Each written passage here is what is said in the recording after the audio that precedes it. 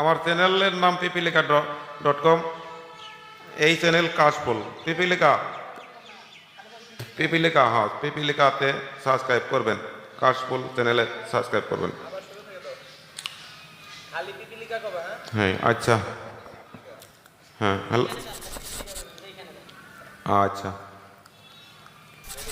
হ্যাঁ কাশফুল চ্যানেলটি সাবস্ক্রাইব করবেন, পিপিলিকা চ্যানেলটি সাবস্ক্রাইব করবেন, আমার নিজস্ব চ্যানেল।